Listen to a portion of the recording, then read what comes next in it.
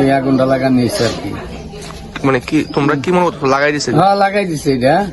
আমি তো পুরা ঘরের মধ্যে বসে রেটার পাইছি যে পেট্রোল যে ফালাইতেছে না পুরা বৃষ্টির মধ্যে বৃষ্টির মতন টিনের মধ্যে পড়তেছে। তাইলে আমি ইচ্ছা করলে বাড়িলে আরামসে পাই, তারপর আমি বয়ে বাড়িছি না আর কি। কি মনে করছো কারা হইতে পারে এগুলো? কারা তো এটা তো না দেখছি না তো আর কি তা কমু, কিন্তু এটা শত্রু দামি করে লাগাইছে। মানে কারোর সঙ্গে আপনার ঝামেলা বা কিছু? এমনি তো ঝামেলা নাই, আমরা তো এনে আইসি অনবধি তো কেউ লোক আমরা ঝামেলা টামেলা করছি না। কি মনে করে অনেক শত্রু দামি করছে তারই জানে। কোন এলাকা এটা? কোন গ্রাম এটা? এটা বাইশগড়ি।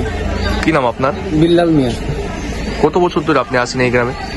ওই তো 27-28 বছর। আপনার বাড়ি সহ আর কয়টা বাড়ি পড়ছে এখানে মোটামুটি? ওই তো 4-5টা বাড়ি তো পুরা গেছে। মানে এটা তো ঘনবসতি এলাকা। ঘনবসতি। তো এই জায়গার মধ্যে মানে হঠাৎ করে আমরা আর এমন দেখছি না আর কি, আর কোন সময় না এই ওখানে দেখলাম যে সব মিলাই আপনার আনুমানিক কত টাকা ক্ষয়ক্ষতি হইতে পারে? তো কম করে তো না হইলে তো 12-13 লাখ টাকার মতো করছে গেছে, নষ্ট হয়েছে। আরো বেশি তো কম, জিনিসপত্র কিচ্ছু তো বাড়ি কোনো গেছে না, কাগজপত্র তো ধরে যে সোনার জিনিস তো ধরে সবকিছু টাকা পয়সা সব। কালকে আর আমরা বাজার গেছে ব্যবসায়িক, তো আমরা গরু ব্যবসা করি, তো কালকে সোমবার বাজার তাই সেটা যাও টাকা টুকা তো রাখছি ডিউব দিয়ে গেছে।